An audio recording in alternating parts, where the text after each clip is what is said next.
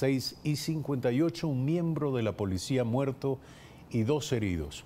Dejó como saldo un ataque perpetrado por desconocidos desde un vehículo con placas colombianas en Puerto Mestanza, Sucumbíos. Los heridos se recuperan en la ciudad de Quito, a donde han sido trasladados. Como César Topón, de 35 años de edad y 15 en la policía, fue identificado el miembro de la institución que perdió la vida la madrugada de este sábado 12 de enero, luego de ser atacado por personas a bordo de un vehículo con placas colombianas en el sector de Puerto Mestanza, Sucumbíos. Según un comunicado de la policía, Topón, junto a otros 2 agentes, realizaba tareas de control cuando observó un vehículo sospechoso. Al intentar avanzar en su trabajo, fueron víctimas de disparos de armas de fuego. Los heridos por el ataque son el cabo primero Diego Villalba y el policía Cristian Quintana, de 34 y 27 años de edad respectivamente. Tanto los heridos como el uniformado fallecido pertenecen al servicio antinarcóticos. La ministra del Interior, María Paula Romo, a través de su cuenta de Twitter, aseveró este fin de semana que se trata de una dolorosa noticia para el país y la Policía Nacional, y que la institución trabaja en la identificación y detención de los responsables. El domingo al mediodía, junto al comandante de la institución, visitó a los heridos en el hospital de la policía. Néstor Aguilera, Telediario. 6 de la mañana, 59 minutos. María Paula Romo, ministra del Interior, nuestra invitada esta mañana. Buenos días, gracias por estar aquí. Comencemos precisamente con esta información. ¿Qué más se sabe? ¿Cómo avanzan las investigaciones? Buenos días, Eduardo. Gracias por la invitación, gracias por la oportunidad para comentar con todas las personas los detalles de este caso y los otros temas de coyuntura que están previstos. Como lo había dicho ayer y lo repito, es una noticia dolorosa para el país y para la policía, y nos recuerda y nos ratifica nuestro compromiso de gratitud con quienes cuidan de nuestra seguridad todos los días, arriesgando lamentablemente en algunos casos inclusive su vida. ¿Qué es lo que sabemos en este momento? El día de hoy va a darse el entierro de policía que perdió la vida en Sucumbíos, que fue asesinado en Sucumbíos. Los otros 2 policías se recuperan con bastante normalidad, con tranquilidad. Uno de ellos fue intervenido quirúrgicamente ayer. Para el otro no va a ser indispensable una intervención quirúrgica, está en supervisión. Del lado de la frontera colombiana, ¿qué es lo que sabemos?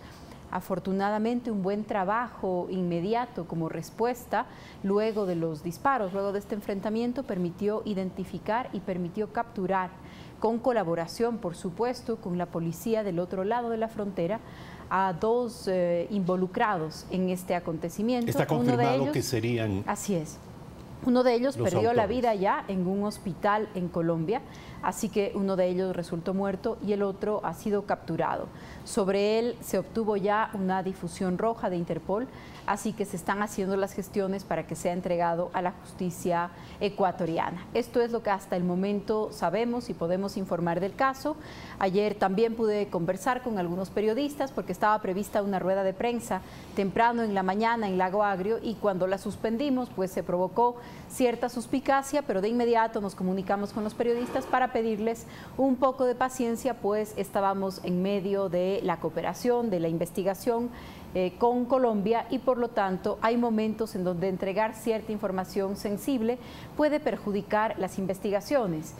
Creo que tuvimos comprensión del lado de la prensa, y hoy a lo largo del día vamos a poder dar más información sobre lo que ya se ha confirmado. Lamentable, doloroso, tenemos una frontera norte especialmente complicada que enfrenta problemas a diario, y ahí el trabajo policía-Fuerzas Armadas, que es un trabajo conjunto, sigue siendo una prioridad para el país.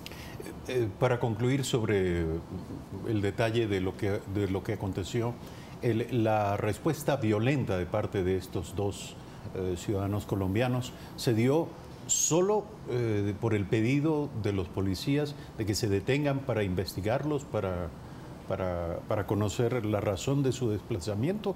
¿Fue así de sencilla, sencilla y grave y lamentable el incidente? La información que tenemos hasta ahora es que se trataba de un patrullaje regular de una unidad antinarcóticos. Los 3 policías pertenecen a la unidad antinarcóticos de la policía. Luego de eso todavía tenemos varias versiones, tenemos que esperar a que los policías se recuperen para que ellos puedan brindar la suya, pero tenemos algunas versiones distintas sobre la situación exacta, que si se acercaron o estaban más lejos, de dónde salieron quienes les agredieron. Hasta el momento lo que sabemos es lo que he comunicado, que es información confirmada, y sobre el resto tenemos algunas versiones todavía y necesitamos un poco de paciencia, que salga de cirugía el segundo policía que ha sido intervenido el día de ayer, porque de todas maneras hay unos trámites internos que se siguen de manera regular para poder aclarar los hechos. Tenemos además, sí, claro que sí, tenemos además un patrullero que tiene varios orificios de bala. Tenemos entonces varios elementos para determinar eso. También está identificado el automóvil que estaba vinculado a los disparos con otras señales. Así que todavía necesitamos un poco de tiempo hasta poder esclarecer hasta el último de los detalles, pero por supuesto será parte de una investigación más profunda. Ministra, en un plano más amplio, ¿qué está ocurriendo en la frontera? Pues, cabe suponer que la presencia de miles de efectivos militares colombianos, los que han dado, digamos, los que han buscado, los que han localizado y diezmado a alias Guacho, ¿habrán producido un desplazamiento de los carteles de droga, de las rutas del narcotráfico hacia la provincia de Sucumbíos? ¿Esto es así? Tenemos varias hipótesis de lo que está sucediendo, a más de las que ya son certezas. Es decir, sabemos que es una zona en donde hay muchas hectáreas de siembra de coca.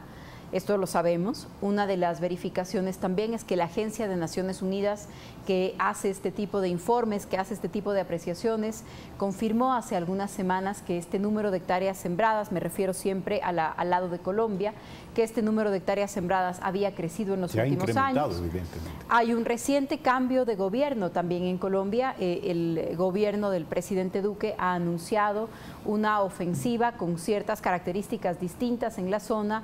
Se ha regresado al ataque a los cultivos, a un ataque manual a los cultivos. Varios temas que están sucediendo del otro lado de la frontera, algunos que han dado como resultado el que alias Guacho fuera abatido junto con el segundo en la línea del frente de Oliver Sinesterra. Entonces hay violencia, por supuesto, en la frontera, eso es lo que conocemos, y de estos ataques o de estas incursiones o de estas políticas siempre se derivan algunas consecuencias. Ahora, una mayor presencia militar colombiana del otro lado de la frontera, ¿qué clase de reacción produce de parte de las autoridades ecuatorianas? Bueno, es indispensable un trabajo coordinado y así lo tenemos. Es indispensable un trabajo coordinado entre autoridades del un lado y del otro lado de la frontera. Eso es lo que estamos haciendo. Lamentablemente esto también lo que provoca es un incremento de algunos actos violentos. Estamos trabajando para reducirlos al mínimo, para proteger la seguridad de la población, pero en zona de frontera estos sucesos lamentables son todavía parte de lo que vivimos en relación a la situación de la frontera. Es una frontera que tiene una serie de características que todos nosotros conocemos, y cada una de estas incursiones, lo repito, cada incursión, cada operación, cada modificación en la política, también cuando el control es mucho más estricto, se pueden producir respuestas más violentas. Nosotros no escatimaremos esfuerzos para redoblar nuestros recursos en la zona, materiales, nuestros recursos humanos y los niveles de coordinación que son siempre indispensables. 7 de la mañana, 6 minutos. Hay otros temas en este diálogo, como lo anticipamos a nuestra audiencia. Usted acaba de dar declaraciones a un diario nacional y ha dicho: hemos desmontado una estructura de encubrimiento. ¿Se refiere usted a la corrupción, a las estructuras de la corrupción en el país? Ojalá pudiera yo decir que se han desmontado las estructuras de corrupción. Creo que todavía nos falta para llegar a una conclusión así, pero creo que las de encubrimiento sí. ¿A qué me refiero y en dónde hago la diferencia?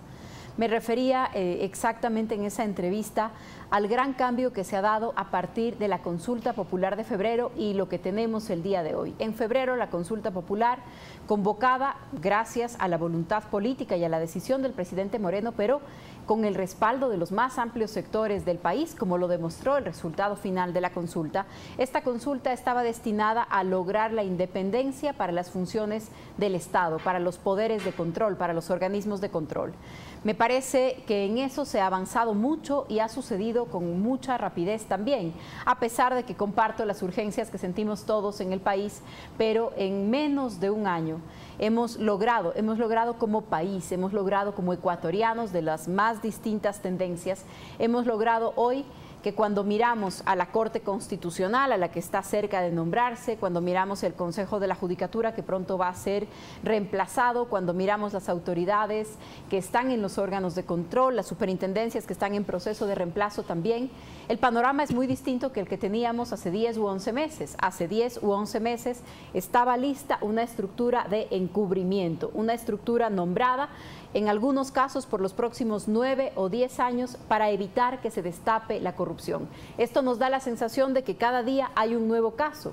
Así es, y eso también es lamentable. Ojalá que no tuviéramos un nuevo caso que anunciar cada día, pero que no se anuncie porque no existe corrupción, no que no se anuncie porque se está tapando todo. Eso pero es a lo que su se ha vez cambiado. esto incrementa la ansiedad por una consistente lucha contra la impunidad, ya no solo contra la corrupción.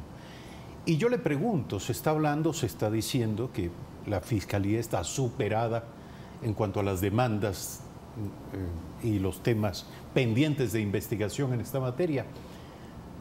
Pero en la Policía Nacional, ¿qué ocurre? ¿No hay una unidad y no se ha pensado en contar con una unidad especializada en la investigación de casos de corrupción? Claro que se ha pensado, se ha programado, se aprobó ya dentro de la estructura interna de la policía en los últimos meses del año anterior.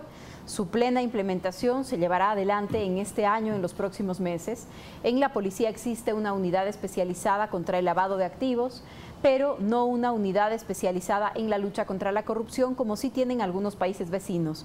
Se han adelantado ya varios contactos para lograr aprendizajes, experiencias de otros lugares en donde funcionan estas unidades especializadas y la vamos a implementar en este mismo año. Hay una lucha consistente desde el gobierno en contra de la corrupción y en contra de la impunidad, pero como yo siempre repito, no es una responsabilidad exclusiva del gobierno. Hay grandes esfuerzos que se llevan adelante desde el gobierno, desde la función ejecutiva, pero hay una cadena de responsabilidades en el tema de la corrupción y en el tema de la impunidad. Tienen que ver con las leyes, por eso hay buenas noticias también desde la Asamblea y avanza el debate de la ley anticorrupción que envió el presidente de la República. Hay una responsabilidad altísima en fiscales y jueces que tienen que convertir en realidad las sentencias cuando éstas tienen los fundamentos como creemos que las tienen en estos casos. Así que hay una cadena de responsabilidades. El Ejecutivo va a seguir adelante con las suyas, va a hacer el máximo de sus esfuerzos, pero es indispensable también que los otros responsables de esta cadena asuman su parte. De esa manera, todas las instituciones, toda la sociedad podamos reconstruir la democracia, que no solamente son formas de tomar decisiones, sino convivencia bajo las leyes, siguiendo el Estado de Derecho. Volviendo a la entrevista a la que aludimos hace un instante que usted dio a un diario nacional, ahí se aborda también el tema del diálogo. Yo le quiero preguntar, ¿cuáles son los ejes para usted necesarios, indispensables del diálogo nacional para que esto de alguna manera supere la impresión de que se trata de un llamado a generar acuerdos, pero sin una visión muy clara de agenda pública? Hay una visión clara de agenda pública y hay una visión clara de futuro, pero también se deben marcar momentos diferentes del país. El presidente lo ha dicho hace pocos días en Guayaquil, el diálogo entra en una nueva etapa. Hay un primer momento, una primera etapa del gran diálogo nacional que fue convocado, que creemos que ya ha llegado, ¿no es cierto?, a un punto en donde es posible transitar, avanzar más adelante. ¿A qué nos referimos exactamente? En el primer momento del diálogo era necesario reparar, reconstruir, corregir injusticias que creemos que se ha conseguido en una gran medida. ¿A cuáles se refiere? Me refiero, por ejemplo, a dirigentes criminalizados. Me refiero, por ejemplo, a unas formas de relación en donde las organizaciones estaban totalmente aplastadas. Me refiero, por ejemplo, al diálogo que ha permitido la reforma para la ley de comunicación, que tenía una agencia de control de contenidos que había creado una espiral de silencio en el Ecuador. Estos primeros momentos del diálogo han sido ya, han dado frutos además, pero creo que han cumplido ya un primer objetivo, una primera fase. ¿Qué viene? Lo ha dicho el presidente, insisto, lo ha dicho el presidente, viene un diálogo que ya no se trata solamente de reparar las injusticias y recomponer lo que se ha lastimado en el pasado. Viene el diálogo que nos obliga a mirar hacia el futuro, a construir acuerdos mínimos para caminar hacia adelante y en el marco del gran acuerdo nacional. ¿Cuáles son los grandes ejes? Bueno, los grandes ejes van a ser sin duda los que están relacionados a las instituciones, los que están relacionados a la economía, los que están relacionados al modelo productivo, mirando hacia el futuro. No para decir vamos a resolver el problema de la criminalización, por ejemplo, de quienes estaban en la disidencia o en posturas diferentes, sino, bueno, en este momento que se ha logrado construir una base común, una confianza, unas instituciones respetables, confiables, se ha logrado revertir la tendencia de crecimiento del déficit, porque en la economía, a pesar del difícil momento que vive el país, se han logrado también ya unas condiciones mínimas para mirar hacia el futuro, ya abandonar este momento de incertidumbre, de no saber cómo está la economía, de que las cifras no están publicadas, de que no se asume la magnitud de la crisis. Una vez que todo esto se ha hecho, tenemos una base, tenemos un piso que nos ayuda a mirar hacia adelante y este es el marco del gran acuerdo nacional al que el presidente Moreno se ha referido ya y que está convocando al país en sus más diversos sectores. 7:14 minutos, es una lástima, se nos agota el tiempo. Gracias, María Paula Romo, ministra del Interior, por estar esta mañana aquí. Muchas gracias a ustedes. Brevísimo corte, regresamos de inmediato.